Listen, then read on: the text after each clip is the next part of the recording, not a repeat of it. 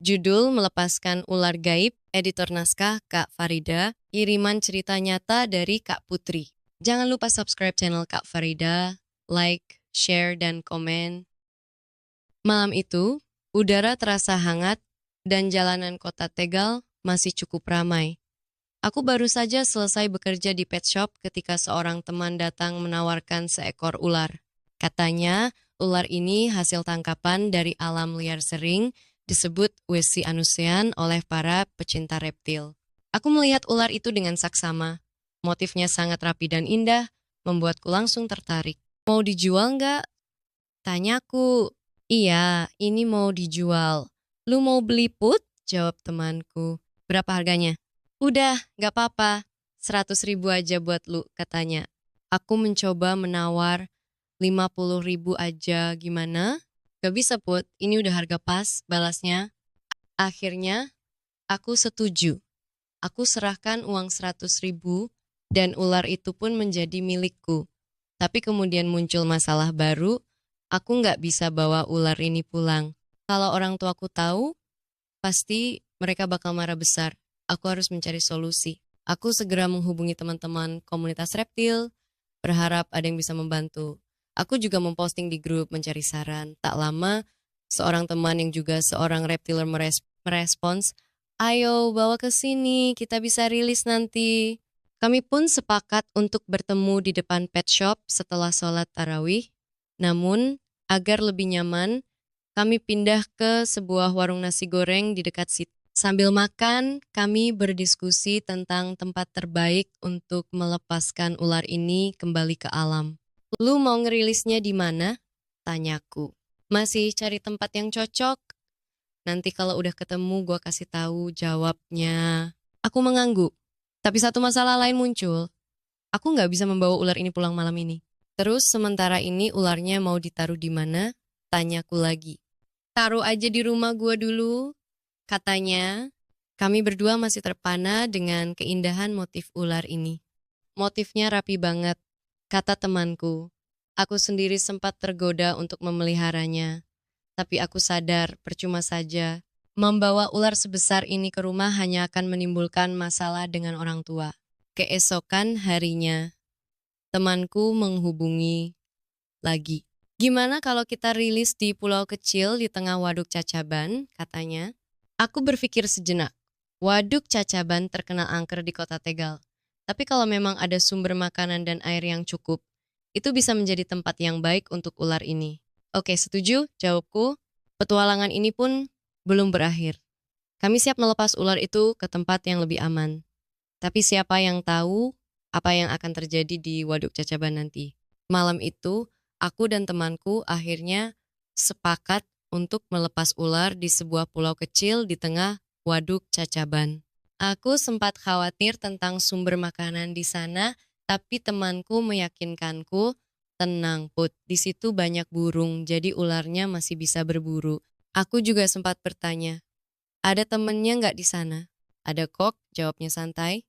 Bahkan katanya di situ ada sosok jelmaan ular gede. Mendengar itu, aku sedikit merinding, tetapi tetap percaya pada temanku. Akhirnya, kami memilih hari yang pas saat kami sama-sama libur untuk menjalankan misi ini. Di hari yang telah disepakati, aku dan temanku membawa ular itu ke waduk. Kami harus menggunakan perahu kecil atau lebih tepatnya, sampan yang kami pinjam dari pemilik warung di pinggiran waduk. Kebetulan pemilik warung itu adalah kenalan temanku, jadi lebih mudah meminjamnya.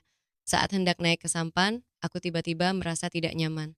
Ada firasat buruk yang muncul, kayaknya nggak aman deh batinku. Akan tetapi, aku berusaha mengabaikannya. Aku meyakinkan diri, ini demi anakku, maksudku, si Retik, ular yang akan kami lepas liarkan. Ketika sampan mulai melaju ke tengah waduk, aku merasa air semakin naik, mungkin hanya 1-2 cm dari tepi sampan, tapi cukup membuatku waspada, apalagi aku memang takut air dan gak bisa berenang. Perjalanan, aku hanya bisa berzikir dan beristighfar, mencoba menenangkan diri. Temanku yang mendayung tiba-tiba berhenti dan berkata, kayaknya gue nabrak sesuatu. Nabrak apa? Tanyaku. Gak tahu. Tapi gede banget, jawabnya sambil melihat ke air. Aku juga merasakan perahu bergoyang, tapi aku memilih diam. Aku terlalu takut untuk melihat ke bawah, takut kalau ada sesuatu yang muncul dari dalam air. Aku mulai melihat tumbuhan air yang merambat di sekitar perahu. Anehnya, tumbuhan itu seperti bergerak sendiri, seakan-akan membuka jalan untuk kami. Begitu kami sampai di pulau, aku turun dari perahu. Saat itu juga aku mencium bau melati yang cukup menyengat. Aku langsung berpikir dalam hati, aku di sini dengan niat baik. Aku hanya ingin melepas ular ini, bukan untuk mengganggu atau merusak alam. Ini dengan niat baik. Aku hanya ingin melepas ular ini, bukan untuk mengganggu atau merusak alam. Kami berjalan sedikit ke tengah pulau, mencari tempat yang tepat untuk melepaskan ular. Setelah menemukannya, kami mendokumentasikan proses pelepasannya. Begitu ular itu melata ke dalam semak-semak, kami merasa lega. Misi selesai. Saat perjalanan pulang, aku masih merasa ada sesuatu yang tidak beres. Untuk mengalihkan rasa tidak nyaman, aku sibuk mengambil foto-foto pemandangan sekitar. Tapi kemudian, aku melihat sesuatu yang aneh. Di samping perahu kami muncul banyak pusaran air kecil-kecil. Aku mencoba berpikir positif, mungkin ini cuma gelembung dari ikan. Akan tetapi, jumlahnya terlalu banyak, lebih dari yang seharusnya. Anehnya lagi, begitu perahu kami melewati area itu, pusaran-pusaran air tersebut langsung hilang begitu saja. Akan tetapi, jumlahnya terlalu banyak, lebih dari yang seharusnya. Anehnya lagi, begitu perahu kami melewati area itu, pusaran-pusaran air tersebut langsung hilang begitu saja. Aku mulai merinding tapi tetap diam. Semakin kami ke tengah waduk, aku melihat sesuatu di bukit sebelah kiri. Saat perjalanan pulang melintasi waduk, aku melihat sesuatu yang aneh di sebelah kiri sebuah bangunan besar. Bentuknya hanya terdiri dari pilar-pilar tinggi, terbuat dari bata merah seperti bangunan kuno yang belum dipoles atau dicat. Pilar-pilar itu tampak kokoh dan dikelilingi tanaman merambat. Aku sempat berpikir mungkin ini rumah warga, sebab di bukit sebelah kanan memang banyak rumah penduduk. Aku pun bertanya kepada temanku, lu lihat itu enggak? Di sana ada rumah warga ya? Temanku mengernyit bingung. Gak ada Put, yang ada tuh di sebelah kanan banyak rumah, tapi kalau sebelah kiri gak ada sama sekali. Masa sih? Itu lihat deh, ada pilar besar banget. Aku menunjuk ke arah bangunan yang kulihat, namun tetap bersikeras. Enggak ada, Put. Lu mau bukti? Aku menatapnya ragu. Kalau buktiin gimana caranya? Kita ke sana. Kita lihat bareng-bareng ada rumah warga atau enggak, tantangnya. Aku langsung melihat ke arah air dan memperkirakan jaraknya. Aduh, jauh banget. Aku memang gak bilang ke temanku kalau aku takut air dan gak bisa berenang, tapi aku tetap menolak. Gak usah, kita balik aja, ujarku. Setibanya di daratan, kami mampir ke warung tempat kami meminjam sampan.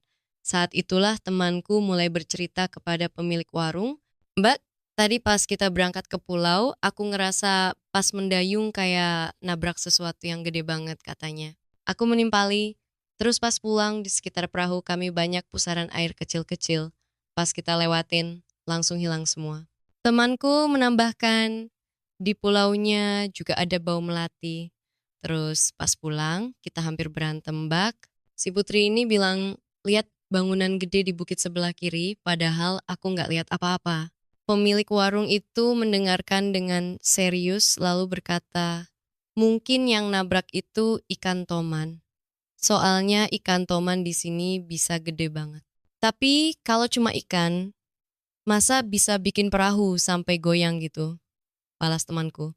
Pemilik warung berpikir sejenak. Kalau bukan ikan, apa mungkin buaya? Tapi di sini ada buaya nggak sih Mbak? Tanyaku. Nggak ada. Jawabnya yakin. Lalu temanku bertanya lagi. Terus, soal bangunan yang Putri lihat, Mbak tahu nggak? Katanya di bukit sebelah. Tapi kalau cuma ikan, masa bisa bikin perahu sampai goyang gitu? Balas temanku. Pemilik warung berpikir sejenak. Kalau bukan ikan, apa mungkin buaya? Tapi di sini ada buaya nggak sih Mbak? Tanyaku. Nggak ada.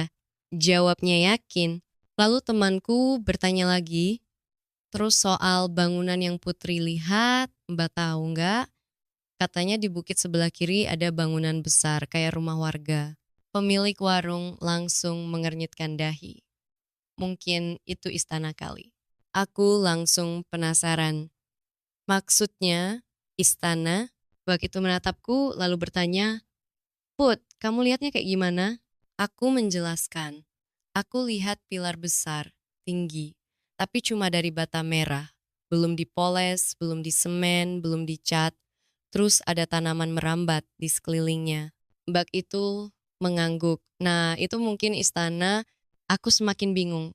Tapi di sana kan gak ada bangunan sama sekali. Memang, katanya.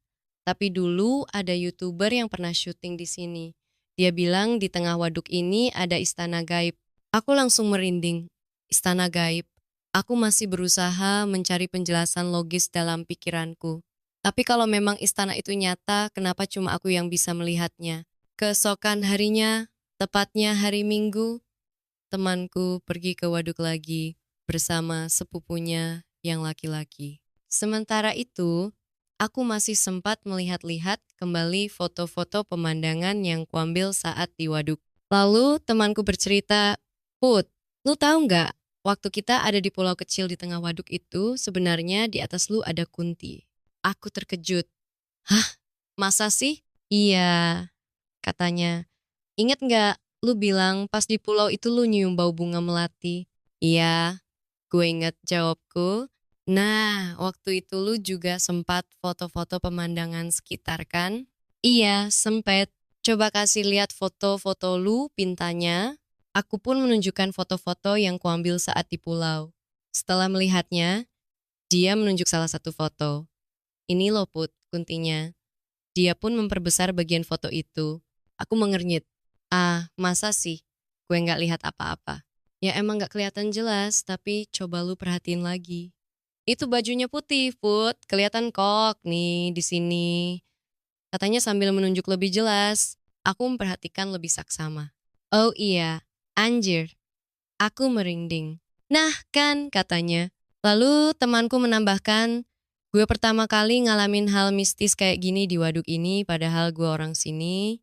Gue sering banget main ke sini, mancing malam-malam, bahkan muter-muter waduk naik perahu.